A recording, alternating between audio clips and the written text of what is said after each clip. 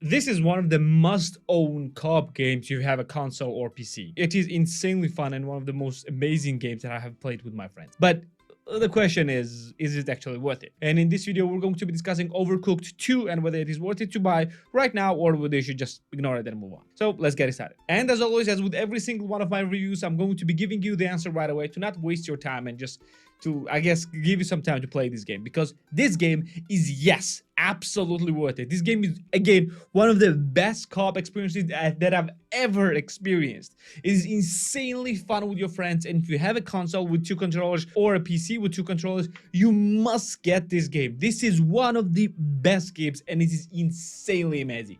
But why though? Let's just discuss that. Overcooked 2 is extremely simple game. It's very simple in its premise, yet it's pretty complex and pretty fun because of that. The game actually has a story, and in this story, like in this magical kingdom of food, like these bread zombies are invading, and your goal is to become one of the best chefs in order to stop this undead, or how it's called, unbread rising. And it's a story just to be there. There's literally no reason for this game to have a story, but it has it. So yeah, there you have it. And you're playing as a chef, and your goal is basically to serve as much food as possible in a certain amount of time. You're playing in an isometric perspective, and when you start a level, and each level is completely different with its own mechanics and its own layouts, the food orders will start coming in, and you need to complete those orders as fast as possible in a certain amount of time, because if the time will pass, yep, the order will expire and you're gonna lose your point. And your goal is to gain 3 stars in each and every level.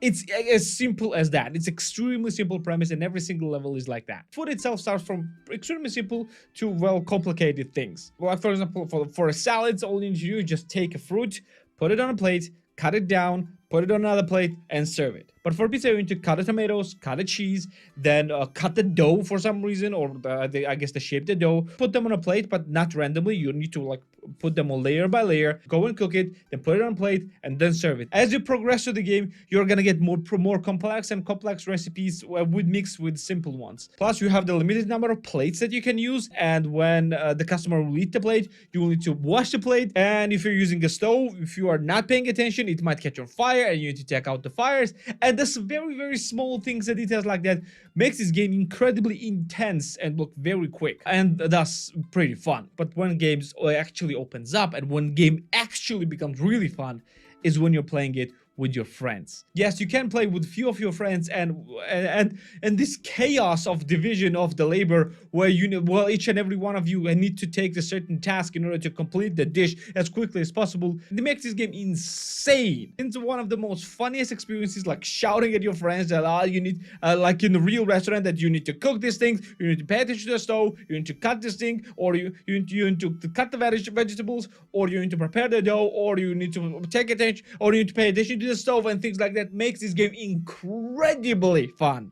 And making it one of the best couch co-op games, like, probably ever. But yep, there's not much to talk about that. It's just that you just start a level, you have a food, you're getting orders, and you need to cook. That's it. But it's actually not as simple as you might think, because yeah, food can be complex, and with the friends together, you might actually be obstacle to each other rather than help. So yeah, it's actually very fun. But is it worth it though? Let's discuss the pricing. So game is available on Steam for the base price of $24.99 for tier 1 countries and $12.49 for tier 2 countries, and can go as low as $6.24 for tier 1 countries and $3.12 for tier 2 countries. Well, is it worth it? Well, yep. For all of those prices, game is absolutely worth it. But I myself would not pay $25 for this game. Not because it does not deserve it, but because, yeah, again, game is old and it's on a sale pretty often. Plus, the game is also available on a Game Pass, so if you have a Game Pass on Xbox or on a PC, you can play this game for absolutely free. So which price should you be looking for? Anything below $10 or $15 or $10 or even $15 makes this game a must buy.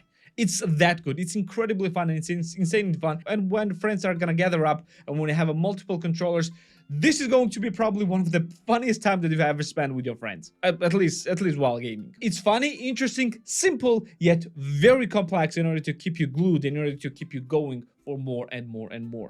And with a lot of levels, you have a lot of things to do, and with the customization of your chefs, you gotta have a little bit of flair as well. But what about if you want to play alone? To be fair, if you're playing this game alone, this game might become very repetitive and very boring.